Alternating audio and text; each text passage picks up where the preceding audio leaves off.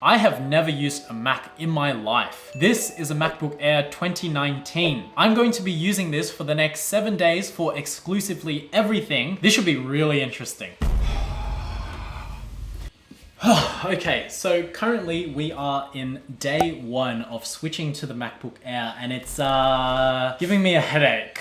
I'm not a big fan of this butterfly keyboard. Now, to be fair, I'm not a fan of any of these membrane keyboards. I'm more of a mechanical keyboard sort of guy. Dirty console gaming peasants! Other than that, it's somewhat of a really confusing experience going from Windows to a device like this. Like, I'm really confused. Like, why is Command-C and Command-V a thing? Why are the settings all the way up there, not part of the actual browser? Oh, other than that, it's a pretty stock standard laptop experience. I do really like how aesthetic everything is.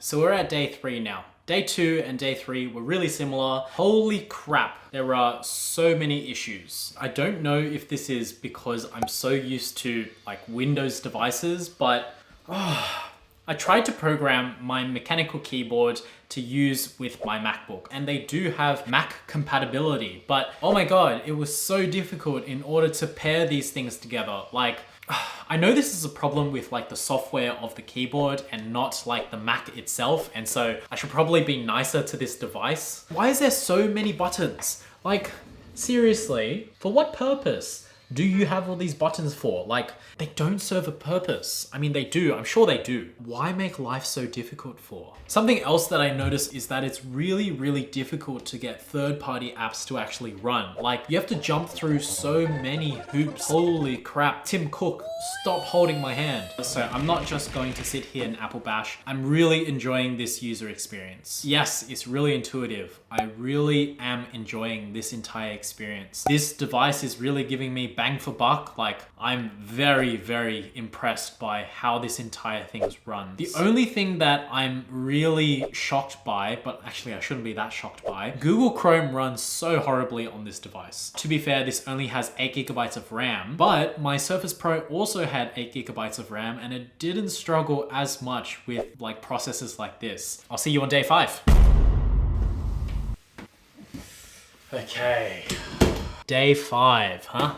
Day 5 is actually going surprisingly well. I am shocked as to how well it is actually going. I've actually started using this as a proper productivity machine. Doing this stuff I've been doing using a lot of Notion, I've been using a lot of Final Cut Pro, and Final Cut Pro is another beast. I really don't like it. I think the reason why I don't like it is because I'm not used to it. But with that being said, I just don't like how everything is just so far away from each other. And I think it's just muscle memory from using Premiere Pro. But I will say this MacBook Air edits videos so much better than my Surface Pro. Like, my Surface Pro could never in 1,000 years. This MacBook Air, I put my 1080p footage on the timeline, multiple layers, and it was fine. Like, it could play back with no jitters whatsoever. So I am incredibly impressed with the performance of this MacBook Air. Okay, so those were all the good things that happened on day 5. Now, here's the thing that I really don't like with this device.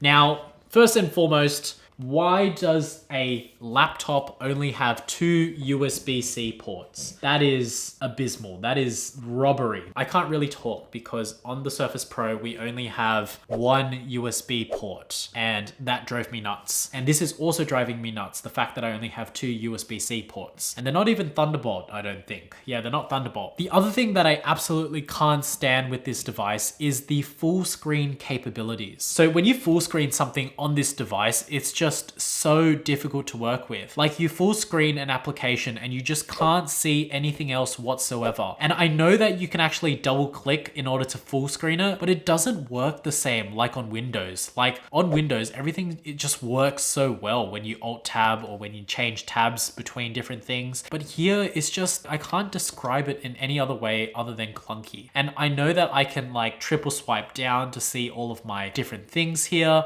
but again, it's still just clunky. Like, it's difficult. I don't know why it has to be so difficult. What do you guys think? Do you guys think that I'm losing my marbles? I'm a bit crazy? I'm stupid? Let me know what you think. Oh. Okay. So we're finally on day 7. So I'm just gonna give you everything that I really think about this MacBook. I think at the end of this, I'm really getting used to this operating system. I've rerouted certain keys, I've made them do different things so that the experience is Windows-like. I've downloaded a lot of like third-party apps to kind of change the experience in a way, made it so that my transfer between Windows and Mac was a lot easier. I will say this though, overall, and I said this already, but I'm really impressed by the performance of this MacBook Air. It has blown me out of the water how well this small device for a very cheap, like 1,000 Australian dollars, can perform under like very intense conditions. This is incredible bang for buck. This was a really good experience. I really thoroughly enjoyed this. If you're interested in more videos to watch, make sure to check out some right here, and I'll see you over there.